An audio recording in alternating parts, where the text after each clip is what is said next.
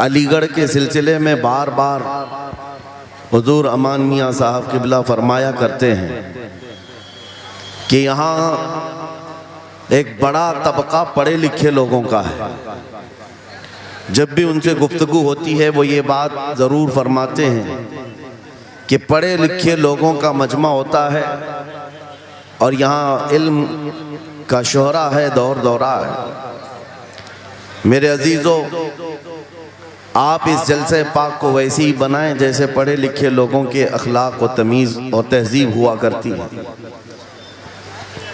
और दूसरी बात यह है कि ये मजमा किसी नेता को सुनने आया नहीं है, ये महफिल रसूल है और गुलाम रसूल के लिए लोग आए हैं। बेशक और हर आने वाला गुलाम मुस्तफ़ा है। बेशक। आप क्या समझ रहे हैं? आप मुझे देख रहे हैं, मैं आपको देख रहा हूं? नहीं, एक तीसरी मखलूक आपको भी देख रही है। बेशक। तीसरी मखलूक की नज़र में आप भी हैं, हम भी हैं। वो बड़े गौर से इस पूरे मजमे को देख रहे हैं। बेशक। आपका प्रेजेंटेशन ऐसा हो कि दुनिया पुकार कर कहे इसमें अब भी रसूलुल्लाह के सहाबा की और उनके गुलामों की खुशबू आया करती है। सुभान अल्लाह। आपके इस मजमे का वक़ार ये बताए कि यहाँ पर बैठे हुए लोग, यहाँ पर आए हुए लोग नबी पाक सल्लल्लाहु ताला अलैहि वसल्लम की गुलामी में आए हुए लोग हैं। बेशक। मुसलसल मैं देख रहा हूँ काफ़ी देर से, नौजवानों, इस दुनिया की चकाचौंध तरक्की ने हमें बहुत सारी रूहानियत से महरूम कर दिया है। बेशक। हमारे ये पाकीज़ा मजालिस ये मोबाइल के नज़र हो गए, ये कैमरों के नज़र हो गए। हर आदमी सेल्फी लेना चाहता है, हर आदमी फ़ोटो लेना चाहता है, हर आदमी वीडियो लेना चाहता है। आप खुद यहाँ आए हैं तो मोबाइल को अपने पास रख लो, और अगर मोबाइल को ही सुनाना था तो किसी के हाथ में देकर भेज देते, आप घर बैठ जाते।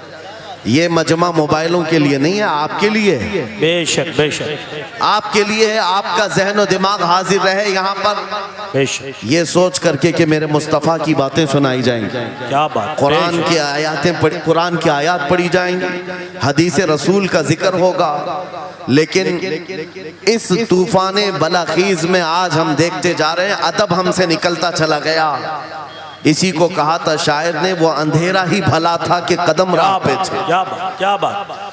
वो अंधेरा ही भला था कि कदम राह पे थे। रोशनी लाई है मंजिल से बहुत दूर हमें, ये तरक्कियों ने हमें बहुत दूर कर दिया है। मेरे अजीजों, यहाँ इंसानों से ज्यादा कैमरे घोड़ों की शक्ल में बैठे हुए हैं। ये सारी चीजें मैं महसूस कर रहा हूँ, सिर्फ इसलिए बोल रहा हूँ कि हमारे असलाफ के जो जलसे हुआ करते, हमारे बुजुर्गों के जो जलसे होते थे, उसके बारे में कभी आप मालूमात हासिल करें। वो कैसे जलसे हुआ करते, उलमा का अदब कैसा होता, मशाइख का अदब कैसा होता। बड़ों से पूछे तो पता चलेगा, उनके सरों पर अंडा भी रख दिया जाए तो हिलता नहीं। इस तरह से वो लोग मुतवज्जे होते, और आने वाला बावजू आता, अदब के साथ आता, और बोलने वाला भी इखलास के साथ बोलता। ये सारी रूहानियत अगर ख़त्म हो गई तो इन जलसों का कोई मतलब नहीं रह जाता। इसीलिए मेरे अजीज़ों, यहाँ पान खाए हुए, गुटखा खाए हुए लोग मजलिस रसूल में अगर खड़े होकर सुनना चाहते हैं, नुक्कड़ पर और सड़क पर, मैं समझता हूँ महफिल रसूल की बेहुरमती है। सैयदना शेख अब्दुल अजीज मुहद्दिस देहलवी के मुतालिक एक बात मुझे मिली थी। आप हुक्का नोशी फरमा रहे थे, और इसी असना में आपको कहीं से मीलाद के पढ़ने की आवाज आई। आप वो हुक्का फेंक दी और मजलिस मीलाद में चले गए, जाकर के बैठ गए, और मीलाद पाक में जो मद्दाह रसूल थे वो कसीदा ऐसा पढ़ते रहे कि शेख साहब मगन हो गए, मस्त हो गए, और वज्द तारी हुआ। इसी असना में आपकी आंख लग गई महफिल में आंख लगी, देखा रसूल पाक सल्लल्लाहु अलैहि वसल्लम तशरीफ लाए। सुभान अल्लाह। मजलिस मिलाद में हुजूर तशरीफ लाए, लेकिन शेख मुहद्दिस देहलवी कहते हैं रसूल पाक का चेहरा सुर्ख था, गजबनाक थे। मैंने अर्ज किया, सरकार आप तशरीफ लाए हैं इस महफिल पाक में, लेकिन चेहरे पर गजब के आसार हैं। आप सल्लल्लाहु अलैहि वसल्लम ने फरमाया, मुहद्दिस देहलवी से कि अब्दुल अजीज तुझे शर्म नहीं आती, उसी हुक्के के मुंह से मेरी महफिल में आ गया। अल्लाहु अकबर। मेरे अजीजों, नबी पाक सल्लल्लाहु ताला अलैहि वसल्लम की महफिल पाक का अदब नहीं करोगे, वो इश्क रसूल कहाँ से आएगा? यहाँ से क्या बोला जा रहा है, क्या पहुँचाया जा रहा है, उसकी तरफ तवज्जो होना ज़रूरी है। इसीलिए मैं आज बरमला इजहार करता हूँ कि आज मुझे प्रोग्रामों वाला एक मुकर्रिर बनाकर लोग हर जगह घुमा रहे हैं ताजिया की तरह। मैंने ये देखा है और इनमें मेरा कोई इंटरेस्ट और शौक नहीं था इन जलसों का। मैं मस्जिद में खिताब करना ज़्यादा पसंद करता कि वहाँ पाकीज़ा माहौल होता है, अदब से लोग बैठते हैं और सब बावजू हुआ करते हैं और दिल में बात उतरती भी है।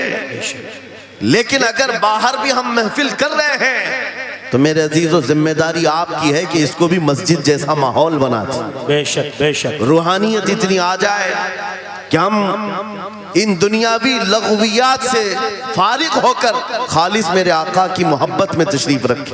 बेशक। बस ये चंद जुमले शुरू में मुझे अर्ज करने थे, इस्लाह के लिए मुझे खड़ा किया गया है और इन जलसों के तौर तरीकों को बदले। मेरे उस्ताद गिरामी फरमाया करते, 3 रुकन होते हैं जलसे के, 3 रुकन होते हैं जलसे के। एक बोलने वाला मुकर्रिर, दूसरे इंतजाम करने वाली इंतजामिया, तीसरे ऑडियंस सुनने वाली पब्लिक। जलसे के ये 3 रुकन हैं और तीनों में अगर कहीं से इखलास खत्म हुआ, ये जलसे का कोई असर नहीं होगा।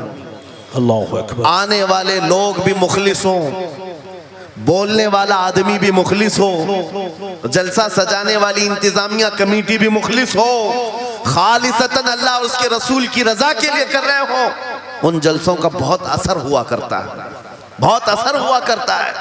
लेकिन तीनों में भी आज देखा जा रहा है मेरे अजीजों, जलसा करने वाले इसलिए करने लग गए कि कंपटीशन करना है। उन्होंने इतना बड़ा किया, हम उससे बड़ा करेंगे। उन्होंने इस मुकर्रिर को बुलाया था, हम इस मुकर्रिर को बुलाएंगे। उन्होंने इतना खर्चा किया था, हम इतना चंदा करेंगे। आने वाली पब्लिक भी एंटरटेनमेंट के लिए आने लग गई कि हम देखते हैं इनके यहाँ कितने नारे लगते हैं, उनके यहाँ कितने नारे लगते हैं। बोलने वाला भी यही सोचने लग गया कि इनके ऊपर कितनी धौंस जमा सकता हूँ, इन लोगों को कितना मैं अपनी तरफ अट्रैक्ट कर सकता हूँ। अल्लाह शाहिद है, मैं इस चीज के लिए आपके सामने नहीं आया हूँ। पूरे मजमे में आप भी खामोश बैठे रहे, नाज़िम इजलास भी और जिनके हाथ में माइक है ये भी, आप दिल में सुभान अल्लाह कहें और दिल में ही नारा लगाएं। मेरी बात मुकम्मल होने तक तवज्जो से सुनते रहें। ये खामोशी अब ये बता रही है कि ये चौक पर नहीं, गुंबद खजरा की छांव में हो रही है। सुभान अल्लाह, सुभान अल्लाह। वरना होगा ये कि रास्ते पर शोर शराबा और सड़कों को जाम किया जाना लोगों की नजर में ये ऐब मालूम होता है। लेकिन इसी माहौल को हम बदल करके भी जा सकते हैं। ये हमारा शिवा है पूरी दुनिया में कि सिर्फ और सिर्फ रसूल पाक की गुलाम कौम ऐसी है जो 1 मिनट में पूरा सन्नाटा तारी कर सकती है। किसी ने एक साहब से पूछा था, वेल ट्रेन्ड फौज जो होती है, चाहे वो अमेरिका की हो कि रशिया की हो कि जापान की हो, चाइना की हो, उनसे पूछा गया कि अगर 10,000 फौज को सफों में खड़ा करना हो और उनको रेडी करना हो तो आपको कितना टाइम लगेगा? किसी के बारे में कहा कि अमेरिकी फौज के लिए हमें 4 घंटे लग जाएंगे, हम तरतीब दे देंगे। रशियन फौज के लिए 3 घंटे लग जाएंगे, चाइनीज और एक्टिव हैं, 2 घंटे में अपनी सफे तरतीब कर लेंगे। उस मुसलमान दानिश्वर ने कहा, अल्लाह का करोड़ों एहसान है, 1 लाख से ज्यादा का मजमा होता है हरम काबा में भी और हरम रसूल में भी। इमाम सिर्फ 1 मिनट में कहता है सफे दुरुस्त कर लो, किसी को डंडा मारने की जरूरत नहीं, सबकी सफे खुद दुरुस्त होती है। ये कौम है जो अपनी सफे खुद दुरुस्त करती है। मस्जिदों में, जुमा में, ईदगाह में जाकर कोई लकड़ी लेकर नहीं फिरता। कि अपनी अपनी सफ़ें दुरुस्त कर लो। हर एक को इतना शऊर है कि अपनी सफ़ें कैसे दुरुस्त की जाती है। जब आपको अल्लाह ताला ने ये नेमत अता की है, मस्जिदों में सफ़ें दुरुस्त कर सकते हैं 1 मिनट के अंदर, ईदगाह में 1 मिनट में हमारी सब दुरुस्त हो सकती है। ऐ नौजवानों, दुनिया को ये बताओ, सिर्फ मस्जिद और ईदगाह नहीं, दुनिया के हर मैदान में हम अपनी सफ़ें दुरुस्त कर सकते हैं। सुभान अल्लाह, क्या हर मैदान में हमारी सब दुरुस्त हो सकती है। ये अल्लाह की तरफ से दी हुई बहुत बड़ी नेमत है। बस अब मजमा जो खामोश है और मुतवज्जे है, अब मेरी बात को आगे मैं बढ़ाता हूँ, तवज्जो से सुने।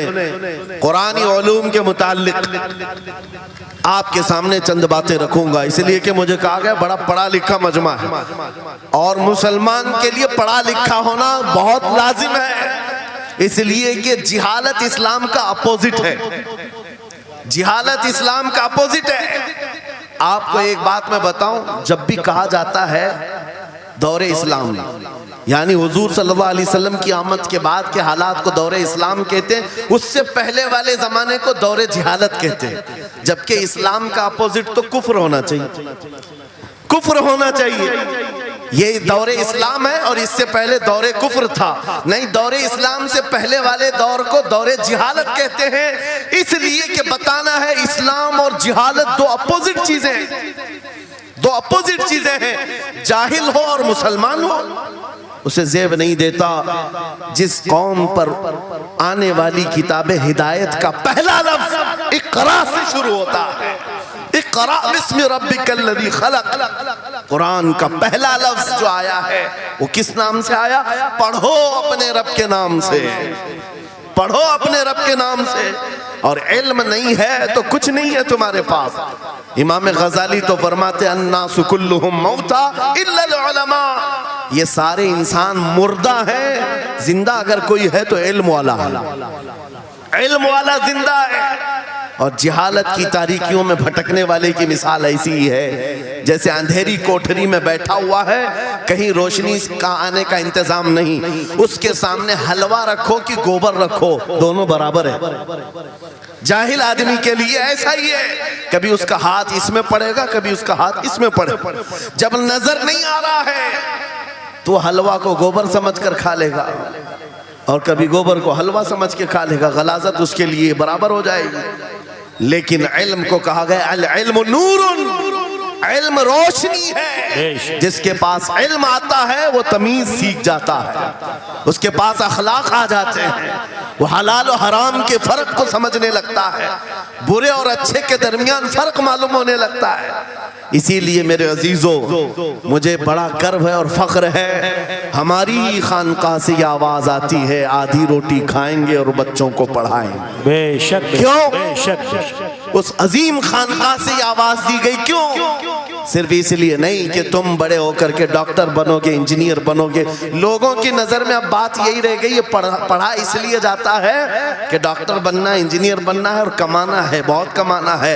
इल्म जो है आज कमर्शियल बना लिया गया। इल्म इसलिए नहीं, इल्म इसलिए हासिल किया जाता है कि बंदा खुदा को पहचाने, क्या बात, बेशक, बंदा अपनी हकीकत को पहचाने, बेशक, जिंदगी गुजारने के उस्लूब उसे मालूम हो जाए। इल्म इसलिए सिखाया जाता है। बहुत सारे लोग सिर्फ नौकरी के लिए समझते हैं कि इल्म हासिल करना चाहिए, नौकरी के लिए नहीं, अपने अखलाक को बुलंद करने के लिए इल्म आना बहुत जरूरी है। मेरे अजीजों, कुरान अज़ीम वो हिदायत की किताब तुम्हारे पास आई, इस कौम के लिए अलमिया नहीं है तो और क्या है, जो किताब उलूम का ज़ख़ीरा है। आज दुनिया उस किताब पर रिसर्च कर करके नए इल्म व फ़नून हासिल कर रही है। उस किताब को तो हम मुर्दों पर पढ़ने के लिए रखे हैं। वो कुरान अज़ीम जो हिदायत की किताब और सारे उलूम का सर चश्मा है, उस किताब को कहाँ पढ़ते हैं? मैयतों पर। किसी का इंतकाल हो गया तो तीजे में पढ़ेंगे, चहलुम में पढ़ेंगे, 9वें में 20वें में पढ़ेंगे। वो ईसाले सवाब के लिए सिर्फ रखा गया। और उससे थोड़ा आगे बढ़ गए तो कसम खाने के लिए कुरान। आओ चलो हम कसम खाते कुरान पे हाथ रख करके, कुरान पे हाथ रख के। मियाँ क्या कुरान कसम खाने की किताब है? कुरान की वो आयत मैंने सबसे पहले पढ़ी, अल्लाह फरमाता ज़ालिकल किताबु ला रैब फीही, ये वो किताब है जिसमें शक की गुंजाइश नहीं। और ये हिदायत है परहेजगारों के लिए। और कुरान में 3 जगह ये लफ्ज आया है, हुदल लिन्नास, हुदल लिलमुमिनीन, हुदल लिलमुत्तकीन। ये सारे इंसानों के लिए भी हिदायत है, ये सारे ईमान वालों के लिए भी हिदायत है, और परहेजगारों के लिए भी हिदायत है। सब हिदायत अलग अलग अंदाज से हासिल करते हैं। बारिश एक ही है बरसने वाली, जमीनें अलग अलग हैं। बहुत नरम जमीन हो तो वो जमीन बारिश से फायदा ज्यादा उठाती है, और थोड़ी सी ओबड़ खाबड़ जमीन हो तो वहां से फायदा कम आता है। बारिश एक ही है, कुरान बारिश हिदायत है। जिसके दिल की जमीन जितनी नरम होगी उतना वो उससे हिदायत उठाएगा, सुभान अल्लाह, बेशक, उतना उससे फायदा उठाएगा। और आज हालात ये हैं, ऐ नौजवानों अपने दिल पर हाथ रख करके बताओ, कुरान कितने लोगों ने पढ़ा है? कुरान कितने लोगों ने पढ़ा? मैं हाथ नहीं उठवाता, किसी भी बात पर हाथ मत उठाया करो। ना ही झूठे हाथ उठाना है, ना सच्चे हाथ उठाना है, ना ही किसी और को शर्मिंदा करना है। अपने दिल पे हाथ रख करके बताओ, कुरान कितनी मर्तबा पढ़ लिया? क्योंकि कुरान पाक, बहुत सारे लोग ये समझते हैं मदरसे में बचपन में एक बार पढ़ लिया तो उसका हदिया हो गया, खत्म हो गया है, अब इसके बाद फिर हमारी मैयत पे ही पढ़ा जाएगा। इसीलिए तो कुरान के उलूम से नावाकिफ हो गए। अरे समझना तो दूर की बात, देख करके पढ़ना भी मुश्किल है। आज लोगों का देख कर पढ़ना मुश्किल हो गया। कुरान, तुम्हारे पास बहुत सारी किताबें नहीं है, बहुत सारे ग्रंथ नहीं, बहुत सारे वेद नहीं है जिनका शुमार ही नहीं है। तुम्हारे पास ओनली वन, एक किताब कुरान पाक, ऐसी महफूज किताब जिसके बारे में अल्लाह ताला खुद फरमाता है सूरह कमर में, वलक़द यस्सरनल कुरआन लिज़िक्रि फहल मिन मुद्दकिर। हमने कुरान को याद करने के लिए आसान बनाया है कोई याद करने वाला? 4 बार ये आयत अल्लाह ताला फरमाता है कोई याद करने वाला? अल्लाह जब फरमा रहा है कुरान आसान है तो कौन कहता है ये मुश्किल है? हमने खुद अपने हाथों तबाही को दावत दी है। दर्स कुरान को अगर हमने न भुलाया होता, ये जमाने ने जमाना न दिखाया होता, वो जमाने में मुअज़्ज़ज़ थे मुसलमान होकर, आज हम खार हुए हैं तारीके कुरान होकर। आज हम छोड़े बैठे हुए हैं। कुरान अजीम को छोड़कर बैठना कितनी बड़ी गुमराही है। आज हालात ऐसे आ गए कि कुरान को बदलने की बातें होने लग गई। क्यों? तुम उठाते ही नहीं। 26 आयतें निकाल दो, 25 आयतें निकाल दो, इसमें ये बातें उसमें वो बातें हैं। मुसलमान को तो पता भी नहीं है कौन सी आयतों के बारे में ये वावेला मचाया जा रहा है। अरे तुम पढ़ो, तुम्हारे लिए कुरान आया है। ये जितनी भी कॉन्फ्रेंसें हैं, मैं समझता हूं इसके बदले हर जगह सुबह व शाम कुरान पढ़ने और पढ़ाने का इंतजाम हो जाए। इस तरह के हजारों जलसों से वो अफजल है। बेशक, ये मैं नहीं कह रहा हूं, मेरे आका फरमाते हैं खैरुकुम मन तअल्लमल कुरान व अल्लमा। तुम में से सबसे बेहतरीन आदमी वो है जो कुरान सीखे और दूसरे को सिखाए। बेशक, बेशक, सबसे बेहतरीन आदमी वो है कुरान को सीखे और दूसरे को सिखाए। आज नौजवानों के अंदर एक बड़ी तादाद मुझे देखने को मिलती है, उनको छोटी छोटी सूरतें भी नहीं मालूम, कुरान देख करके पढ़ना भी नहीं आता। बचपन में हमारे माँ बाप ने हमको सीने से लगा करके कुरान मदरसा भेजने की आदत डाली थी, और जब स्कूल जाते थे तो बस्ता पीछे लगा के जाते थे। पता होगा, स्कूल जाते हैं तो बस्ता पीछे रख के जाते हैं, और कुरान पढ़ने के लिए जाते हैं तो सीने से लगा के जाते हैं। ये हमेशा से एक रीत रिवाज चला, बुजुर्गों का डाला हुआ कि बेटा कुरान हमेशा आगे होगा। लेकिन शऊर आने के बाद तुमने कुरान को पीछे डाल दिया, पीछे को आगे कर दिया। कोई इल्म ऐसा नहीं जो कुरान में मौजूद नहीं, कोई इल्म ऐसा नहीं। वला रतबिन वला याबिसिन इल्ला फी किताबिन मुबीन। मेरा मौला फरमाता है कोई खुश्की और तरी की बात ऐसी नहीं जो हमने कुरान में ना बयान की। वनज़्ज़लना अलैकल कुरान तिबयानन लिकुल्लि शै।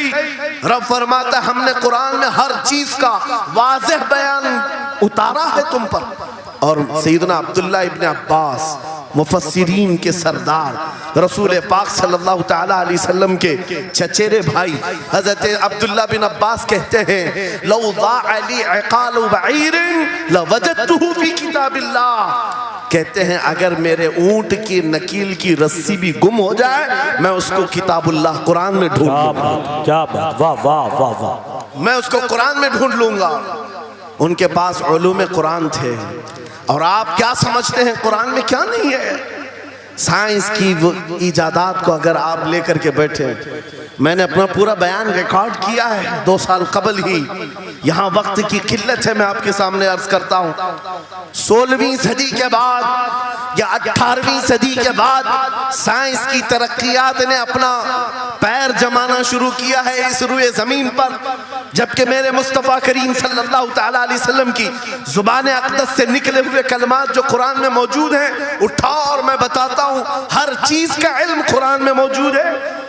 जब कोई सोनोग्राफी का इंतजाम नहीं था, ना सिटी स्कैन हो सकता था, ना एक्सरे का कोई इल्म किसी के पास था, उस वक्त कुरान कह रहा है एम्ब्रियोलॉजी के बारे में। क्या बात, एम्ब्रियोलॉजी क्या है? बच्चा पैदा होने की जो उसके नशो नुमा की जो मुद्दत होती है, किस तरह पेट में बच्चे की तख्लीक होती है। कुरान में मौला फरमाता है सुम्मा जअलनाहु नुतफतन फी क़रारिन मकीन सुम्मा खलक़ना नुतफत अलक़तन फ़खलक़ना अलक़त मुदग़तन फ़खलक़ना मुदग़त इज़ामन फ़कसौना इज़ाम लहमा सुम्मा अंशअनाहु खल्क़न आख़र फ़तबारकल्लाहु अहसनुल ख़ालिक़ीन। मौला फरमाता है हमने नुतफे से अलक़ा बनाया। नुतफा क्या है? स्पर्म का वो एक कतरा जो मर्द के जरिए से औरत के रहम में जाता है, उसके बच्चे की थैली में जाता है, एक नुतफा, एक बूंद, जिसको नुतफा कहा गया है। मौला फरमाता है हमने नुतफे से अलका बनाया। अलका किसको कहते हैं? साइंस में पढ़ने वाले अगर स्टूडेंट्स हो तो समझ जाएंगे। अगर कोई मेडिकल साइंस का कोई स्टूडेंट है तो उसे मालूम होना चाहिए एम्ब्रियोलॉजी में चिपचिपा हुआ च्युइंगम जो होता है उसको अलका कहते हैं अरबी में। और आज साइंस ये कहती है कि पहले बाप के नुतफे के एक कतरे से एक छोटा सा खून का टुकड़ा बनता है जो चिपचिपा होता है, फिर उसके बाद एक गोश्त का टुकड़ा होता है, फिर उसके बाद उसमें हड्डियां बनती हैं, फिर उसके बाद उस पर चमड़ियां आती हैं, फिर उसके बाद उसकी आंखें, सारी चीजें बन जाती हैं। ये प्रोसेस है 9 महीने माँ के पेट में, और हर एक के वीक्स गिने हुए हैं। फर्स्ट वीक में क्या होता है, सेकंड वीक में क्या होता है, थर्ड वीक में क्या होता है, एम्ब्रियोलॉजी का पूरा इल्म है। साइंस आज 2021वीं सदी में इस एम्ब्रियोलॉजी को तुम्हारे सामने ला रही है। अरबों के उस दौर की बात कर रहा हूं जहां लोगों को घर बनाने का इल्म नहीं था, और कुरान माँ के पेट में पैदा होने वाले बच्चे की तख्लीकात बयान कर रहा है। नारे तकबीर, नारे रिसालत, फैज़ाने कुरान मुक़द्दस, फैज़ाने शेखुल मशाइख, नारे तकबीर, नारे रिसालत।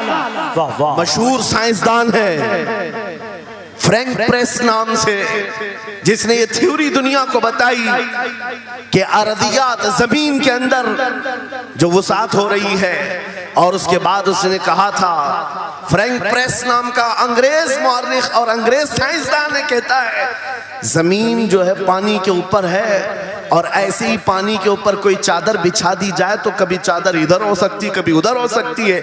इस चादर को मजबूत रखने के लिए इस पर पहाड़ों का होना बहुत जरूरी है। ये 19वीं सदी में फ्रैंक प्रेस कह रहा है, और मेरा मौला कुरान में फरमाता है, अल्लाह ताला फरमाता है वल जिबाल औतादा, हमने पहाड़ों को मेख बना करके जमीन पर गाड़ा। क्या बात, वाह वाह, बेशक कि जमीन को हिलने नहीं देते पहाड़। अर्दियात का इल्म, एस्ट्रोनॉमी के बारे में, एस्ट्रोलॉजी के बारे में कुरान में मौजूद उलूम आप पढ़ो। जूलॉजी के बारे में, जानवरों के उलूम के बारे में कुरान में पढ़ो। रब ताला परिंदों के उन अशकाल के बारे में बयान फरमा रहा है, ये झुंड के झुंड जाते हैं, जमात की जमात होती हैं। चूंटियों के बारे में पूरी सूरह मौजूद है, इनके खाना तकसीम करने का तरीका क्या है, इनके एक दूसरे को पुकारने का तरीका क्या है, इनमें जब एक चूंटी मर जाती है तो उसको दफनाने का तरीका क्या है। ये कौन बयान कर रहा है? ये कुरान बयान कर रहा है, कुरान पाक बयान कर रहा है। जब तरक्कियात इस कदर आगे आ गई कि मशीनों के सहारे से आज जर्रे को देखा जाता है, परखा जाता है, और फिर दुनिया को बताया जाता है ये हमारी तहकीक है, और कुरान उस जमाने में बयान कर रहा है। मेरे अजीजों, एक बात बताता हूँ, 18वें पारे में सूरह नूर में एक आयत आई है। उस आयत के बारे में मैं बताता हूँ बाद में, लेकिन 18वीं सदी में एक साइंसदान जो अमेरिका की सफर पर था, उसने अटलांटिक ओशियन में एक जगह ऐसी देखी जहां पर इतना अंधेरा है कि हाथ निकालो तो भी नजर नहीं आए, सूरज की रोशनी भी नहीं पड़ती। वापस आकर के उसने कहा मैंने एक ऐसी जगह दरियाफ्त की है जहां सूरज की रोशनी ही नहीं पड़ती और अपनी आंखों को कुछ नजर नहीं आता।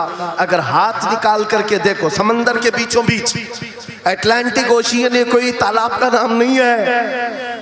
ये लंबा सफर तय करके कोई एक जगह को ढूंढ लिया एक साइंसदान और आकर के दुनिया को बता रहा है, मैंने एक ऐसी जगह मालूम की जहां पर खूब अंधेरा होता है, हाथ भी नजर नहीं आता। जब वो आकर के बताता है, एक आलिम रब्बानी ने कुरान की आयत पढ़ी। मौला कुरान में फरमाता है, इज़ा अखरजा यदहु लम यकद यराहा व मन लम यजअलिल्लाहु लहू नूरन फमा लहू मिन नूर। कुरान में अल्लाह फरमाता, ज़ुलुमातुम बअदुहा फौक़ बअद। एक जगह हमने ऐसी बनाई है जहां अंधेरियों पर अंधेरियां हैं, जहां हाथ भी निकालोगे तो हाथ नजर नहीं आएगा। कुरान में 1400 साल पहले ये जब बात आई, उस साइंसदान को बताया गया, ये तो अल्लाह ने कुरान में बयान किया है। अब और ताज्जुब की बात क्या है, सुनो। वो आया साइंटिस्ट, कहा ये किसकी बयान की हुई किताब है? कहा मोहम्मद रसूलुल्लाह की, मक्का में पैदा हुए, मदीने में जिंदगी गुजारी, आखिर दिन की। उसने कहा मैं उनके बारे में जानना चाहता हूँ। हो सकता है वो समंदरों के बहुत बड़े माहिर थे, वो समंदरी उलूम के बारे में बहुत कुछ जानते थे, उन्होंने जिंदगी का बहुत सारा हिस्सा समंदरों के सफर में गुजारा होगा। उस जमाने में उनको अटलांटिक ओशियन में मौजूद ये अंधेरा कैसे पता चला? ताज्जुब की बात है, हैरत की बात है। जब उस साइंसदान से कहा गया, ए अजीज, हकीकी बात तो यह है कि पूरी 63 साला जिंदगी में मेरे आका एक बार भी समंदर के पास नहीं गए, एक बार भी इत्तेफाक नहीं हुआ। तब वो कहता है, जो बंदा कभी समंदर के सफर पर गया ही नहीं और वो अटलांटिक ओशियन में मौजूद अंधेरियों की बात करता है, तो फिर ये अपने पेट से नहीं, ये अल्लाह की बात कर रहा है। क्या बात, बेशक ये खालिक समंदर की बात कर रहा है, जिसने वो अंधेरियां पैदा की। मेरे अजीजों, आपसे मेरा खिताब इसलिए है कि जो ज़ख़ीरे अल्लाह ताला ने हमारी किताब मुक़द्दस में रखे हैं, इसको हल करते करते लोगों के बाल सफ़ेद हो गए और तुम तो अखलाक सीखने के लिए ऐसे लोगों के पास जाते हो जिनको पेशाब करने का तरीका नहीं मालूम। क्या बात, बेशक। कुरान के उलूम क्या कम है तुम्हारे पास? अब मैं आता हूँ, ये तो साइंसी बातें हो गई, मैथमेटिक्स तो पूरा कुरान में इतना है, बयान करते करते मैं सुबह कर डालूं। कुरान पाक के अददी एजाजात, कुरान पाक के हिसाब, रियाजी, मैथमेटिक्स के फंडे, बहुत कुछ है। फिजिक्स के बारे में है, ज्योग्राफी के बारे में है, अलजिब्रा के बारे में है, साइंस के बारे में है। ये तमाम उलूम तो एक मिसाल के तौर पर मैं आपके सामने रख रहा हूँ, लेकिन अफसोस मैं उस कौम से बात कर रहा हूँ जिस कौम ने कुरान को छूना भी बंद कर दिया है। जाकर के देखें, आज ही जाकर के देखें, घरों के अंदर तुम्हारे टीवी, फ्रिज और वॉशिंग मशीन तो धूल से साफ होंगे, रोजाना साफ करते होंगे, कुरान को हफ्ते हो गए कभी छुआ भी नहीं, गर्द जमी हुई, धूल लगी हुई है। कुरान के साथ ये नाइंसाफी बंद कर दो, कुरान के साथ ये दोहरा मेयार बंद करो। आपको पता है, क़यामत के दिन मेरे आका फरमाते हैं, जो दो चीजें जिसकी हिमायत में आ गई उसको जन्नत में जाने से कोई नहीं रोकेगा, और दो चीजें जिसके खिलाफ खड़ी हो गई फिर उसको दोज़ख में जाने से भी कोई नहीं रोक सकता। हुजूर से पूछा गया वो दो चीजें क्या हैं? हुजूर फरमाते हैं, जिसकी हिमायत में रमजान और कुरान खड़े हो गए उसका जन्नत में जाना तय हो जाता है, और जिसके खिलाफ खड़े हो गए रमजान और कुरान, हुजूर फरमाते हैं फिर उसका दोज़ख में जाना तय हो जाता है। अल्लाह अकबर। अल्लाह के रसूल, दानाए ग़ुयूब, कायनात के सरदार मेरे आका दुआ करते हैं, अल्लाहुम्मा जअलिल कुरान हुज्जतन लना ला हुज्जतन अलैना। ये मेरे नबी की दुआ है, आप तवज्जो करें। हुजूर जब ये दुआ कर रहे हैं, ऐ अल्लाह कुरान को क़यामत के दिन मेरा हिमायती बना, मेरे खिलाफ ना बना। क्या बात, वाह। साहिब कुरान खुद कह रहे हैं क़यामत के दिन इसको हमारे खिलाफ ना खड़ा कर, कुरान को हमारा हिमायती बना। ऐ लोगों, हम कौन सी जिंदगी गुजार रहे आज? बहुत दूर हम आ चुके हैं, बहुत दूर हम आ चुके हैं। आज कुरान की तालीम को भी इतना सस्ता समझा जाता है, इतना सस्ता कि आपके पास अगर बच्चे के पास टाइम हुआ तो मदरसा भेजो, नहीं तो छोड़ो जाए। मदरसों में आने वाले वो बच्चे जिनकी नाक बह रही हो, कपड़े ढंग के ना हो, कारी साहब और हाफिज साहब खुद ही उसको साफ भी करें, खुद ही पढ़ा करके भी भेजे। क्या तुम अपने वक्त की मशहूर कॉन्वेंट स्कूल में भी इसी तरह अपने बच्चों को भेजते हो? वहां पर गैर हाजिरी से कितना डरते हो, अपनी छुट्टियां तर्क कर देते हो, रिश्तेदारों से मिलना बंद कर देते हो। नहीं, बच्चे की स्कूल छूट सकती है, लेकिन कुरान के साथ कैसा दोहरा सलूक है, कुरान के साथ कैसा मेयार है। आपको मैं बताता हूँ, इमाम हमारे सिराजुल उम्मा इमाम आजम अबू हनीफा रज़ी अल्लाह ताला अन्हु अपने बेटे को जिस कारी कुरान के पास पढ़ने के लिए भेजा करते थे, कारी साहब ने इमाम आजम के बच्चे को पूरा कुरान पढ़ा दिया। नाजरा कुरान की बात कर रहा हूँ। जब पूरा कुरान बच्चे ने पढ़ लिया तो इमाम आजम अबू हनीफा को ये मुबारकबादी दी गई कि आपका बच्चा पूरा कुरान पढ़ चुका है हाफिज साहब के पास। तो हाँ, इमाम आजम बड़े ताजिर थे अपने ज़माने के। उन्होंने क्या किया, उस कारी साहब को 4 लाख दिरहम नजराने में भेजा। सुभान अल्लाह। कितना? 4 लाख दिरहम चांदी के सिक्के होते थे। इमाम आजम अबू हनीफा ने जैसे ही कारी साहब के पास जो कुरान पढ़ाए थे ये नजराना भेजा, उनके पास ये नजराना पहुंचा, 4 लाख तो छोड़ो, आज के ज़माने में 4000 भी किसी को देता नहीं। हाफिज कुरान अगर किसी बच्चे को पढ़ाया है, और मैं मांग भी नहीं रहा हूं कौम से, इमाम आजम की बात बता रहा हूं। जब नजराना कारी साहब को पहुंचा, उन्होंने देखा 4 लाख दिरहम मेरे पास आए, इतनी बड़ी रकम, बच्चे को खाली कुरान ही पढ़ाया था। दौड़े दौड़े वापस इमाम आजम अबू हनीफा के दौलत कदे पर आ गए, घर पर आए, कहा हुजूर आपसे मैं ये पूछना चाहता हूँ कि गलती से तो ये रकम मेरे पास नहीं आ गई, ये किस लिए दी गई है? कहा कि ये तो आपने कुरान बच्चे को पढ़ाया, मैंने हदियतन भेजा है। कहा हुजूर सिर्फ नाजरा कुरान ही तो पढ़ाया, इतनी बड़ी रकम? इमाम आजम अबू हनीफा ने कहा कारी साहब आज चले जाओ, और अपने बेटे को बुलाया, इधर आ बेटा, कल से इस हाफिज के पास पढ़ने के लिए तू हरगिज नहीं जाएगा, कल से इसके पास तू इल्म हासिल करने नहीं जाएगा। बच्चे ने पूछा हुजूर क्या हो गया? कहा जो बंदा मेरे 4 लाख दिरहम को कुरान से बड़ा समझता है, मैं उसके पास अपने बेटे को नहीं पढ़ा सकता। मैंने तो कुरान का एक हर्फ की कीमत नहीं अदा की, उसने कुरान के ऊपर मेरी रकम को समझ लिया। आज हमने कुरान को कहां समझ लिया है? वो इमाम आजम अबू हनीफा फरमाते हैं जो कुरान से ज्यादा माल को अहमियत देता है उसके पास बच्चों को पढ़ाओ भी मत, ना पढ़ाओ। अजीज़ा ने गिरामी वक़ार, हमारा ये दोहरा सलूक, हमारा ये दोहरा मेयार कुरान के साथ जो हमारी नाइंसाफ़ी है, हमें अखलाकी पस्ती में लाकर खड़ा कर चुकी है, अखलाकी पस्ती में लाकर खड़ा कर चुकी है। अरे हम देख रहे हैं आयरा गैरा नत्तू खेरा हमें सिखाने आ रहा है, बढ़ाने आ रहा है कि तुम्हें डेवलपमेंट के बहुत सारी चीज़ें बताई जाती हैं कि तुम्हारी पर्सनालिटी डेवलपमेंट क्या होती है। अलीगढ़ वाले तो नौजवान बहुत सारे जो स्टूडेंट्स हैं जानते होंगे, बीए कर लिया, एमए कर लिया, बीकॉम कर लिया, या कुछ भी कर लिया, डिग्री हासिल कर लिया। बड़ी बड़ी कंपनियां आज पूछती हैं कि इसके पास पर्सनालिटी डेवलपमेंट है या नहीं। ये क्या है पर्सनालिटी डेवलपमेंट? कुछ बड़े बड़े शहरों के नौजवान हमारे पास आए थे, कहा हम कोर्स कर रहे हैं। कहा मैंने पूछा इसमें होता क्या है? कहा इसमें सिखाया जाता है बैठना कैसा है, लोगों से मिलना कैसे है, खाने के लिए बैठे तो चम्मच कहाँ रखना है, बर्तन कहाँ रखना है, लोगों से हैंडशेक कैसे करना है, ये सारी चीज़ें सिखाई जाती हैं। मैं नौजवानों से पूछा कि अच्छा कितने महीने का? कहा कहीं 6 महीने का, कहीं साल भर का। कहा अफसोस है उस कौम पर जिसका रसूल आया था ये कहते हुए बुइस्तु लिउतम्मिम मकारिमल अखलाक, मैं सबसे बुलंद अखलाक सिखाने के लिए दुनिया में आया हूँ।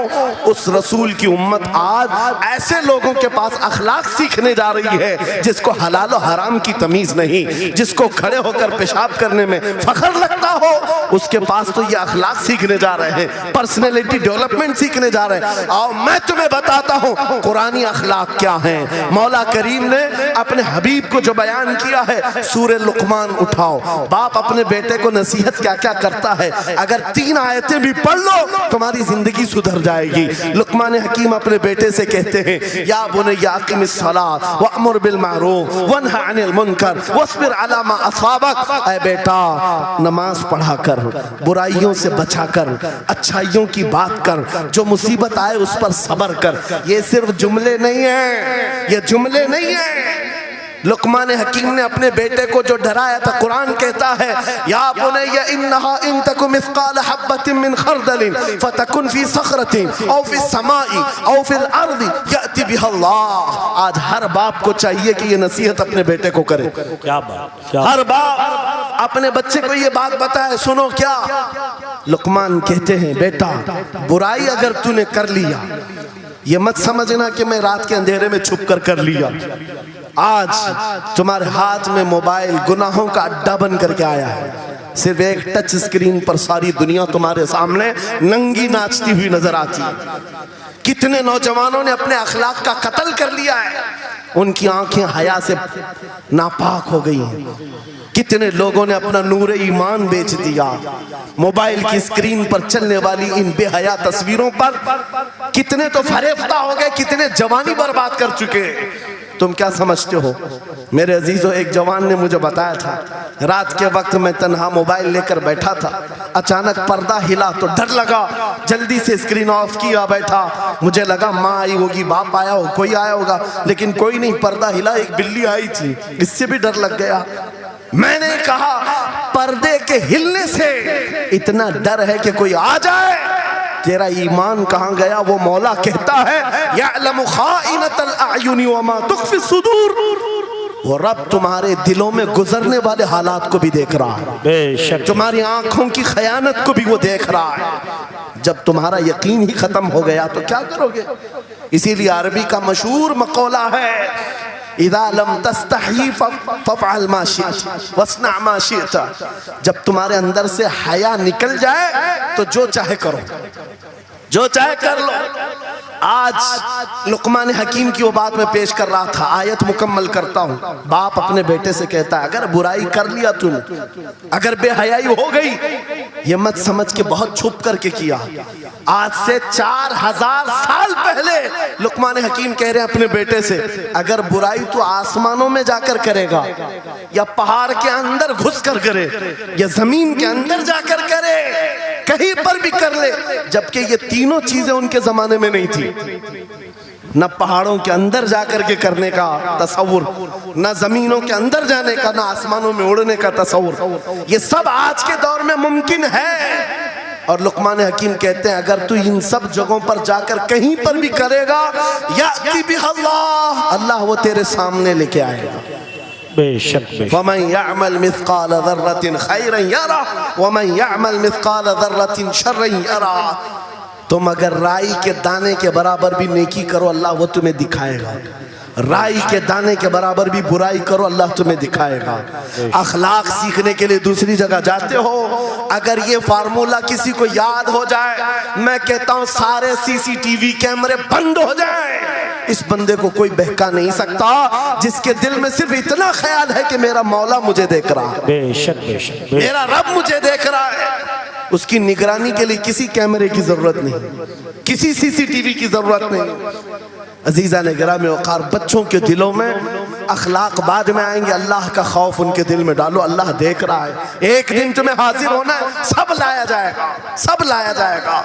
जो कुछ किया था, जो कुछ कहा था, सब लाया जाएगा। लुकमान हकीम ने अपने बेटे को अखलाक सिखाया। क्या सिखाया? वक़्सिद फी मशीका वग़दुद मिन सौतिका इन अनकरल अस्वाति लसौतुल हमीर। चलना हो तो मियाना अंदाज में चलो, ऐसे नहीं कि अकड़ कर चलना है या झुक कर चलना है, एतदाल के साथ चलो और आवाज को नरम रखा करो। बेशक कुरान कहता है सबसे बुरी आवाज गधे की आवाज है। लोग आज चिल्लाते हैं एक दूसरे को, ठट्टे मारते रहते हैं। ये महफिलों के आदाब भी नहीं, ना ही तुम्हारे अखलाक हैं। इसीलिए शेख सादी ने फरमाया है, तामर्द सुखन न गुफ्ता बाशद ऐबो हुनरश न हुफ्ता बाशद। जब तक आदमी बात नहीं करता उसकी अच्छाइयां भी मालूम नहीं होती, उसकी बुराइयां भी नहीं मालूम होती। बेशक जब बात करता है तो पता चल जाता है इसके अखलाक कैसे। बात करता है तो समझ में आ जाता है कौन सी कैटेगरी का है। इसलिए अपनी जुबान को ऐसी रखो कि दुनिया तुम्हें आला नस्ल का समझ सके। बात करो तो तमीज के साथ, चीख पुकार करना, एक दूसरे को इस तरह से बात करना नौजवानों में आज आम हो गया। कुरान कहता है अपनी आवाजों को पस्त करो। एक और बात रब फरमाता है, वला तुसइर खद्दक लिन्नास, लोगों को से मुंह मोड़ करके बात मत करना। सामने तुम्हारे कोई खड़ा है और तुम इधर घूम करके बात कर रहे हो। ये आज फैशन हो गया है, पीछे पलट करके बात करना, इधर देख करके उसको बात करना। लोग ये समझते हैं फैशन है। मेरा मौला फरमा रहा है ये अखलाक से गिरी हुई हालत है। जब बात करो तो आमने सामने, लोगों से मुंह टेढ़ा करके बात ना करना। ये अखलाक कौन सिखा रहा है? ये कुरान अजीम है। तुम पर्सनालिटी डेवलपमेंट सीखने की बात कर रहे हो, तालीमात इस्लाम को छोड़कर क्या पर्सनालिटी डेवलपमेंट हासिल कर पाओ? तुम्हारे पास सब कुछ है लेकिन सीखना नहीं चाहते। आज तक नौजवानों में से मुझे कोई मिला नहीं इस तरह से कि लोग आते हैं, मुफ्ती साहब बीवी को 2 तलाक दे दिया, 3 तलाक दे दिया, अब क्या करना है, इद्दत कैसे गुजारना है? या ज्यादा से ज्यादा दारुल इफ्ता में आते हैं, मुफ्तियान इकराम होंगे, झगड़े के मसाइल लेकर के आते हैं, बाप मर गए, इसको कितना मिलना है, इसको कितना मिलना है। अरे जिंदगी गुजर गई, कभी आ करके ये क्यों नहीं पूछा मेरे घर में मंगनी हो रही है, शादी हो रही है, ये बताएं मेरे मुस्तफा ने कैसे शादी की? क्या बात है, क्या बात, बेशक। ये क्यों नहीं पूछा? मैं बीमार हो गया हूं, मुझे बताएं रसूलुल्लाह ने बीमारी के आलम में क्या कहने का हुक्म दिया? क्या बात। अगर तलब हो मेरे नबी के पीछे चलने की तो बंदा ढूंढ ढूंढ कर चलेगा, बेशक ढूंढ ढूंढ कर चलेगा। बेशक। हजरत इमाम अबू यूसुफ के बारे में और बाद में इमाम अहमद बिन हम्बल के बारे में कहा कि आपने कलिंगड़ खाने का बहुत शौक था।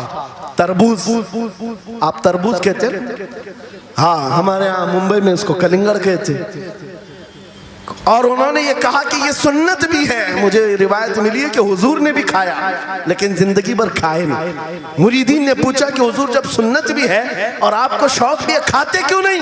कहते हैं अब तक मैं वो तरीका ढूंढ रहा हूं कि मेरे नबी ने कितने टुकड़े करके खाए। अल्लाहु अकबर, अल्लाहु अकबर, वाह वाह। मुझे वो जो तरीका चाहिए। हुजूर के पीछे चलने वाला ढूंढ ढूंढ करके अमल करता है। और आज हमने जिंदगियां ऐसी बनाई हुई हैं कि लगता है दारुल इफ्ता, मुफ्ती और उलमा सिर्फ तलाक के लिए हैं, ये इद्दत के मसले पूछने के लिए, विरासत के मसले पूछने के लिए। अरे हमें भी काम दो, हम ढूंढ ढूंढ कर तुम्हें बताएं मेरे नबी चलते कैसे थे, मेरे नबी बात कैसे करते थे, लोगों से मुसाफा कैसे करते थे, लोगों के सामने आते तो कपड़े कैसे पहनते थे, मेरे नबी की नमाजें कैसी थी, हुजूर जब दस्तरखान पर बैठते कहां से शुरू करते कहां से खत्म करते। इस काम पर भी तो उलमा को लगाया करते ताकि तुम्हें पता चलता मुझे कहीं और से अखलाक सीखने की जरूरत नहीं, दुनिया के सारे अखलाक मेरे नबी के कदमों में मौजूद है। नारे तकबीर, नारे रिसालत, फैज़ाने खानकाए बरकत, फैज़ाने खानकाए बरकत, शेरे रज़ा, शेरे रज़ा, फैज़ाने शेखुल मशाइख, नारे तकबीर, नारे रिसालत। वाह वाह। दर्स कुरान को अगर हमने न भुलाया होता, ये जमाने ने जमाना न दिखाया होता। इको बंद कर दो, इको। कुरान पाक के सिलसिले में मुझे बयान करने का हुक्म दिया गया, बस मैं वही बातें कर रहा हूँ। मैं आपको अपने मौजू से जो मुताल्लिक है वो बातें अर्ज करता हूँ। कुरान क्या तमीज सिखाता है। आज घर घर के अंदर जो एक बहुत बड़ी बला आई हुई है, हर तीसरा चौथा घर ये शिकायत लेकर के आता है बेटा हाथ से निकल गया, बेटी हाथ से निकल गई। माँ बाप इस बात के लिए रोज परेशान हैं बेटा हाथ में नहीं आता, बेटी हाथ में नहीं आती। जहां ये जवान हुए 10वीं पास किया, ये मुंह दिखाते हैं हमको, आंख फिराते हैं हमको। फरमाबरदार बच्चों की कमी बहुत कम हो गई। गलती इन बच्चों की नहीं, उन माँ बाप की भी है। तुमने इनकी तरबियत तो खिलौनों से की है। इनकी तरबियत में तो तुम चाहते थे कि हर संडे इनको पिकनिक पर ले जाएं, बच्चा खुश हो जाएगा। इनको घुमाएंगे फिराएंगे, जो बच्चा मांगेगा सब ला कर देंगे। अरे ये 14 साल का नहीं हुआ, हाथ में मोबाइल भी पकड़ा दिया, सब कुछ कर दिया बच्चे के लिए। और अब बाप ये सोचता है ये 16 साल का हो जाए तो मेरी बात मानना चाहिए। एक बात याद रखो, जमीन में अदरक बो करके गन्ना आने की उम्मीद मत रखना। बेशक बेशक, जो बोते हो वही फसल आती है। मेरे नबी ने फरमाया, अल्लिमु औलादकुम सलासा खिसालिन, हुब्ब नबीकुम व हुब्ब अहली बैतिही व तिलावतल कुरआनिल करीम। मेरे आका की हदीस है, हुजूर फरमाते हैं अपनी औलाद को सबसे पहले 3 बातें सिखाओ। 3 बातें सिखाओ। क्या है? नंबर 1, अपने नबी की मोहब्बत सिखाओ। बेशक, सुभान अल्लाह। क्या होगा इससे? तुम जिस बात के लिए आज परेशान हो ना, 16 साल के बाद मेरा बच्चा मेरा फरमाबरदार बने, याद रखो तुम अगर इस बच्चे को नबी की मोहब्बत डालो, 16 साल नहीं तुम्हारा बेटा 60 साल का होगा, तब भी सर झुकाकर तुम्हारे साथ खड़ा रहे। क्या बात, बेशक बेशक। तुम उसके दिल में अल्लाह रसूल की मोहब्बत डालो, अल्लाह तुम्हारी मोहब्बत उसके दिल में डाले। बेशक बेशक, ये रिटर्न दिया जाता है। नंबर 1 अपने नबी की मोहब्बत, नंबर 2 रसूल पाक के अहले बैत की मोहब्बत। मेरे आका फरमाते हैं बच्चों को सिखाओ। तीसरी चीज कुरान की तिलावत। ये 3 चीजें सिखाओ सबसे पहले बच्चों को। लेकिन इन 3 चीजों से तो हम बच्चों को छोड़ ही चुके। सबसे पहली चीज जो सिखानी थी वो अपने नबी की मोहब्बत। अजीज़ान गिरामी वक़ार, आज घर घर के अंदर ये जो मुसीबतें आई हैं, माँ बाप की नहीं सुनता। माँ बाप अगर जवान लोग अभी शादी कर रहे हैं तो अभी से तय कर लो, बच्चा होगा, ये ख्वाब नहीं देखेंगे पहले इसको क्या बनाना है। तुम अगर अल्लाह उसके रसूल की मोहब्बत डालने की ख्वाब लेकर उस बच्चे की तरबियत करो, इंशाअल्लाह वो डॉक्टर भी बनेगा, इंजीनियर भी बनेगा, प्रोफेसर भी बनेगा, लेकिन साथ में आशिक रसूल भी बने। सुभान अल्लाह, सुभान। और जहाँ ये दौलत लेकर के खड़ा हो, इश्क़े रसूल की दौलत लेकर खड़ा होगा, और प्रोफेसर भी हो जाए, डॉक्टर भी हो जाए, कुछ भी हो जाए। देखो मशाइख़ मारा रहा, जिनके वालिदैन ने उनकी तरबियत की, उनको दुनियावी उलूम का माहिर तो बनाया है, लेकिन आज तक आपने देखा कॉलेज में पढ़ाने वाला प्रोफेसर लाखों मुरीदीन की दस्तगीरी भी कर रहा हो और उनकी शरीयत और तरीक़त को बयान भी करता है। नारे तकबीर, नारे रिसालत, फैज़ाने हसनुल उलमा, फैज़ाने हसनुल उलमा। नारे तकबीर के लिए, वाह वाह वाह, तालीमात इस्लाम के लिए ये घराना आइडियल है। मैं मुबालगा आराई नहीं कर रहा हूँ, मुबालगा आराई नहीं कर रहा हूँ। जहां पर एक बेटे को बाप ने वक्त का एक बड़ा प्रोफेसर बनाया तुम्हारे इसी शहर का, दूसरा बेटा अगर इनकम टैक्स का चीफ बन चुका हो, क्या बात, तीसरा अगर पुलिस की डिपार्टमेंट में डीआईजी या बड़े ओहदे पर पहुंचा हो, लेकिन हमने हर एक को देखा, चाहे ये दुनिया के किसी मकाम पर जाएं, जब ये अपने असलाफ की बारगाह में आते हैं तो सर झुकाए हुए शरीयत के तरीक़त के संगम नजर आते। क्या बात, बेशक बेशक। इसलिए कि इनकी तरबियत सिर्फ और सिर्फ ट्यूशन के बहाने नहीं छोड़ दी गई थी, क्या कहने, लोगों की गोद में डालकर। जैसे आज लोगों को लगता है बच्चे को पढ़ाने के लिए महंगी स्कूल दे दो, अच्छी से अच्छी स्कूल, और बच्चा आए तो शाम में ट्यूशन के लिए किसी टीचर या प्रोफेसर को दे दो। बच्चा तुम्हारी गोद में आया ही नहीं। संडे संडे तो बाप से बच्चे की मुलाकात होती है, और वो भी पिकनिक के नाम पे होती है। क्या कहने, ये हालात जब बच्चों के साथ तरबियत के होंगे तो ये बच्चे जिनसे तरबियत हासिल किए हैं उनके नक्शे कदम पर चलेंगे। लेकिन तुम अगर शरीयत का ट्रांसफर चाहते हो, स्कूल भी पढ़ाओ, ट्यूशन भी पढ़ाओ, लेकिन इश्क़े रसूल की दौलत अपने सीने से इनके सीने में डालो। बिल्कुल, बेशक बेशक। अज़ीज़ान गिरामी, मेरा मौला फरमाता है वक़ज़ा रब्बुका अल्ला तअबुदू इल्ला इय्याहु व बिल वालिदैनि इहसाना। माँ बाप के साथ भलाई का हुक्म मेरा मौला फरमाता है। रब ने तुम्हारे फैसला किया है अल्लाह के सिवा किसी की इबादत ना करो, वालिदैन के साथ अच्छा सलूक करो। और कैसा सलूक? वला तकुल्लहुमा उफ़्फ़िन वला तनहरहुमा, उनको उफ तक ना कहो, उनको झिड़क कर बात ना करो। नौजवानों याद रखो, जिस दिन तुमने अपनी माँ या अपने बाप को उल्टा जवाब देना शुरू किया, उस दिन से तुम पर रिज्क के दरवाजे बंद हो जाते हैं, बरकत के दरवाजे बंद हो जाते हैं। और ये तो बड़ी बात है, हजरत मौलाना रोम फरमाते हैं, माँ या बाप बच्चे को बात करने में जिस दिन डरने लग जाए, पता नहीं मेरा बेटा क्या समझेगा बोलूं, जिस दिन वो तुमसे बात करने में डरने लग जाए, समझ लो दुनिया का सबसे बुरा दिन तुम्हारा शुरू हो चुका है। अल्लाहु अकबर। शुरू हो चुका है। होना तो ये चाहिए कि तुम्हारी जवानी नहीं, तुम्हारी उम्र बीतने को आ गई, अगर माँ बाप को अल्लाह ने सलामत रखा, चाहे वो बूढ़े बिस्तर मर्ज पर हो, उस वक्त भी अदब के बाजू फैलाए हुए हो, अदब के बाजू। आपको पता है सहाबा इकराम बैठे, मेरे आका सल्लल्लाहु अलैहि वसल्लम, एक खातून आई, रसूल खड़े हो गए, अपनी चादर बिछाया, उस खातून को बिठाया। सहाबा कहते हैं हमने एक खातून को, आई हुई खातून को इतना अदब करते हुए रसूलुल्लाह को पहली बार देख रहे थे। वो खातून आई, बैठी, मुस्कुराई, बातें की और चली गई। सहाबा ने पूछा या रसूल अल्लाह, इस खातून का अदब क्या है? मेरे आका फरमाते हैं ये मेरी दाई, मेरी दूध पिलाने वाली माँ हलीमा सादिया, पैदा हुए नहीं, दूध पिलाई हुई माँ का यह अदब मेरे नबी ने सिखाया। ये अखलाक कुरान के हैं मेरे अजीजों, कुरान के हैं। याद रखो नौजवानों, इन बूढ़े माँ बाप को आज जितने लोगों ने तरसाया है और उन्हें घुट घुट कर जीने पर मजबूर किया है, वो आज की रात तौबा करके जाएं, तौबा करके जाएं, मुसाफा करें, उनके हाथ चूमें। ये तुमसे क्या तमन्ना रखते हैं? बस इतनी कि तुम अपने पैरों पे खड़े हो जाओ, ढंग का कमाना सीख जाओ। नौजवान को इनका डांटना बुरा लगने लगता है, माँ बार बार चिल्लाती है, बाप बार बार डांटता है, घर छोड़कर भाग गया, फिर उसके बाद याद रखो अल्लाह ताला ऐसे जूतों पर तुम्हें डाल देता है जो तुम्हारी हैसियत के भी नहीं होते, कमतर लोग तुम्हें हाँकते रहते हैं।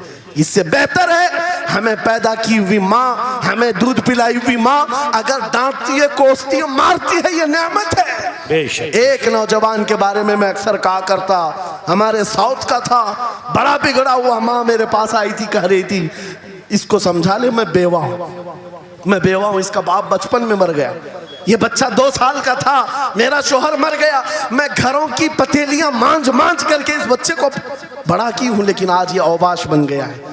बदमाशों की दोस्ती। मैंने उस नौजवान को बुलाया था, अपने करीब किया, समझाया, अल्लाह ने उसको समझ दे दी। वो लड़का थोड़ा बहुत सीधे रास्ते पर आया और बेंगलुरु गया था कमाने के लिए। मैंने कहा नौकरी कर, तेरी माँ कुछ नहीं चाहती, वो जिंदगी तो गुजार चुकी, अपने हाथों से कमाई है, बस ये चाहती है कि तेरी कमाई का एक लुकमा खा ले। ऐ नौजवान, क्या अपनी माँ को इतना भी सुख नहीं देना चाहता? गया था कमाने के लिए। मेरे अजीजों, आज भी वो मौजूद है, आज भी है। वो कमाया, महीना भर गुजरा था या 2 महीने ही, अपनी तनख्वाह लेकर के वतन वापस आया। अपने घर के पास जिस दिन वो पहुंचा था, घर के बाहर बहुत भीड़ जमी थी। लोगों से पूछा उसने तो पता चला उसकी माँ आज ही सुबह इंतकाल की। अल्लाहु अकबर। वो पैसों की गड्डी ला करके जो कमाया था 1 महीने 2 महीने की तनख्वाह माँ के कदमों में रख दिया। बहुत रोया। ये बात मैं तकरीरों में इसलिए कहता हूँ, उसने कई बार कहा मुफ्ती साहब नौजवानों को सिर्फ इतनी बात कहें, मैं इस अजाब में रोज मरता हूँ। मेरी माँ जिंदगी भर लोगों के जूठे मांझ करके मुझे खिलाती रही और मैं एक लुकमा मेरी माँ को खिला ना सका। जिस दिन मैं लाया था पैसे, ये तो दुनिया से चल पड़ी। मुझे आज रोज इस बात का गम सताता है। आप नौजवानों से खिताब करते हैं, कम से कम इनसे कह दें कि तुम्हारे माँ बाप जिंदा हैं, होश में आ जाओ, अपने हाथों से उनको खिला तो सको, उनके हाथ पकड़ कर चला तो सको। इसलिए कि दुनिया की अजीम नेमत है, जिसका बाप जिंदा है, जिसकी माँ जिंदा है, उसके हक में वो दुआ कर ले। मेरे आका फरमाते हैं नबियों की दुआ उम्मत के बराबर जो होती है, वो बाप की दुआ बेटे के बराबर होती है। आज मैं गुफ्तगू समेटता हूँ, ख़त्म कर देता हूँ, इसलिए कि अखलाक इस्लाम बहुत वसी मौजू है, बहुत वसी मौजू है। लेकिन आपके लिए सिर्फ इतनी बात काफ़ी है कि कुरान को छोड़ करके अगर दूसरी जगह सीखने जाओगे तो मारे मारे फिरोगे। आज वापस आ जाओ उसी कुरान पर जिसको मेरे आका ने हमारे उरूज का जरिया बनाया है, हमारी तरक्की का रास्ता बनाया है। जानते हो, जब दुनिया के पास पार्लियामेंट नहीं थी, चलाने के लिए उसूल नहीं थे, पूरी दुनिया को कुरान ने उसूल बताए हैं, कानून बताए हैं। इस एक कुरान से फ़िक़्ह हनफी मिला, फ़िक़्ह शाफ़ई मिला, फ़िक़्ह हम्बली मिला, फ़िक़्ह मालिकी मिला। ये तो 4 मैंने नमूने बताए, 1 2 नहीं 18 फ़िक़्ह की तदवीना पूरी दुनिया में मौजूद है। इस कुरान पर लिखी जाने वाली तफसीरों की तादाद पूरी दुनिया की किताबों से सबसे ज्यादा है। 700 तफसीरों के नाम मेरे पास मौजूद हैं। हर तरह से अलग अलग तफसीर की गई है, दुनिया की मुख्तलिफ जुबानों में इसके तर्जुमे किए गए। वो एक कुरान ऐसा है जो आज भी बबांगे दुहल पूरी दुनिया को चैलेंज कर रहा है। अगर तुम अल्लाह की बात को झूठा मानते हो, कुरान की तरह एक आयत ला करके बता दो, एक सूरत ला करके बना दो। आज दुनिया तरक्की बहुत कर चुकी होगी, टेक्नोलॉजी पर ये पाबंदे सलासिल कर चुकी और चांद पर कमंदे डाल चुकी, सूरज की शुआओं को कैद करके करंट बना दिया हो, सयाल मादे से दुनिया ने केमिकल बना दिया, सब बना दिया। लेकिन एक बात तय है, पूरे इंसान मिल जाएं, पूरे जिन्नात मिल जाएं, मेरा मौला फरमाता फिर भी वो कुरान के मिसल नहीं ला सकते। बेशक बेशक, वाह, कुरान के मिसल नहीं ला सकते। ये मौजज़ा तुम्हारे पास है, ये मौजज़ा तुम्हारे पास है, दुनिया के पास ये दौलत नहीं। उठो वगरना हश्र न होगा फिर कभी, दौड़ो के जमाना चाल अपनी चल गया। मेरे अजीजों, आखिरी बात, ये सारे उलूम तो कुरान में है, अखलाक भी कुरान में है, तिजारत के उसूल भी हैं, शादीशुदा जिंदगी के उसूल भी हैं, माँ बाप के साथ हुस्न सलूक भी है, बच्चों की तरबियत भी है, पड़ोसियों से मामलात भी हैं, उस्ताद और शागिर्द के हुकूक भी बयान किए गए हैं। ये सारे फील्ड अपनी जगह पर, लेकिन कुरान का जो गाज़ा है, कुरान की जो रूह है, कुरान का जो खालिस शहद है, वो क्या है? कुरान पढ़ने वाले को सबसे बड़ी दौलत अगर कोई मिलती है तो अपने नबी से बेइंतहा इश्क करने की दौलत मिलती है। आगाज से आखिर तक कुरान है नाते मुस्तफ़ा, महबूब के बयान का कैसा अनोखा ढंग है। जुनैद बगदादी के जमाने में एक आर्टिस्ट आया था, एक मुसव्विर, लोगों की मुंह बोली तस्वीर खींचता था। अगर कोई आता अपनी महबूबा के बारे में कहता, उसकी आंखें ऐसी, उसकी नाक ऐसी, उसकी भवें ऐसी, उसकी पेशानियां ऐसी, वो उसी तरह से तस्वीर निकालता था। आर्टिस्ट था और लोगों की कतारें लगी थी अपने अपने महबूब महबूबाओं की तस्वीरें निकालने के लिए, इसलिए कि आपकी तरह मोबाइल उस जमाने में नहीं थे जो हर घड़ी खींच लिया करें। वो जुनैद बगदादी का दौर, आर्टिस्ट तस्वीर निकालता था। जब ये बात पता चली, हजरत जुनैद बगदादी भी उस मुसव्विर के घर चले गए, लाइन में खड़े हो गए। जब आपका नंबर आया तो उस मुसव्विर ने पूछा, मौलाना आपका क्या काम है? वक्त के सैयद ताइफा का, मैंने सुना है तू लोगों के महबूबाओं की तस्वीरें खूबहू खींच कर देता है, मैं चाहता हूं मेरे भी महबूब की तस्वीर खींचो। वाह वाह। तो उसने कहा बताओ, कलम लिया बैठा, बताइए आपके महबूब का हुलिया क्या है? जुनैद बगदादी कहने लगे, मेरा महबूब कायनात का सबसे हसीन चेहरा रखने वाला, जिसकी भवें ऐसी थी, जिसके गाल ऐसे थे, जिसकी पेशानी ऐसी थी, जिसके हाथ ऐसे, जिसके पैर ऐसे। उस मुसव्विर ने पूछा बताओ नाम क्या है? जुनैद बगदादी ने कहा मुहम्मदुर रसूलुल्लाह। उस मुसव्विर ने कहा रुको जरा, ये तस्वीर तो ऑलरेडी मेरे पास बनी बनाई रखी है। जुनैद बगदादी ने कहा ये कैसे? लोगों की ऑर्डर पर तू तस्वीर बनाता है, मेरे महबूब की तस्वीर पहले से कैसे रखी है? उस मुसव्विर ने कहा बात दरअसल ये है, आप जिससे मोहब्बत करते मैं भी उससे मोहब्बत करता हूँ, हम दोनों का महबूब एक है, इसलिए तस्वीर पहले से बनी रखी है। जुनैद बगदादी ने कहा अच्छा लाओ तो जरा हमारे महबूब की तस्वीर देख तो ले। वो मुसव्विर अंदर गया और कुरान पाक ला करके जुनैद बगदादी के सामने रखा और कहा जुनैद क्या ये मेरे नबी की तस्वीर नहीं है? आंखें देखना हो तो पढ़ो, मा ज़ागल बसर व मा तगा, चेहरा देखना हो तो पढ़ो, वद्दुहा वल्लैलि इज़ा सजा, हाथ देखना हो तो पढ़ो, व मा रमैत इज़ रमैत वलाकिन्नल्लाह रमा, अगर कदम देखना हो तो पढ़ो, ला उक़सिमु बिहादल बलद व अंत हिल्लुम बिहादल बलद, अगर सीना देखना हो तो पढ़ो अलम नशरह लक सदरक व वदअना अन्का विज़रक। अगर इस नबी की गुफ्तार देखना हो पढ़ो वमा यंतिकु अनिल हवा इन हुवा इल्ला वहयु यूहा। इस महबूब की अताएं देखना हो तो पढ़ो इन्ना आतैना कल कौसर। बात वाह, नारे तकबीर, नारे रिसालत, फैज़ाने कुरान मुक़द्दस, फैज़ाने कुरान मुक़द्दस, फैज़ाने खानक़ाह माहिरा, आगाज से आखिर तक कुरान नाते मुस्तफ़ा महबूब के बयान का कैसा अनोखा ढंग है। ये तालीमात इस्लाम कॉन्फ्रेंस से कुरान की तालीमात से ये बात मुझे कहना जरूरी था। कुरान सिर्फ अखलाक की तालीम नहीं, सिर्फ मुआशियात की तालीम नहीं, बल्कि कुरान इश्क रसूल की तालीम देता है और हुब्बे रसूल सिखाता है।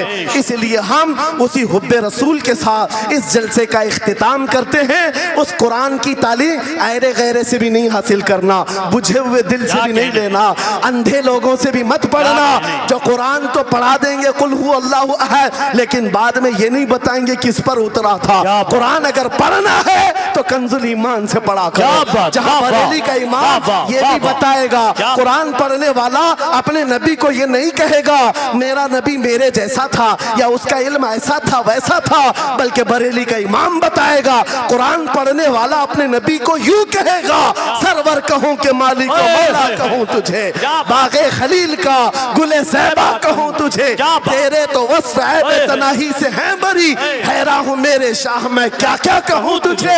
लेकिन रज़ा ने खत्म सुखन इस पे कर दिया, खालिक का बंदा खल्क का आका कहूं। वाह वाह वाह, नारे तकबीर, वाह वाह वाह।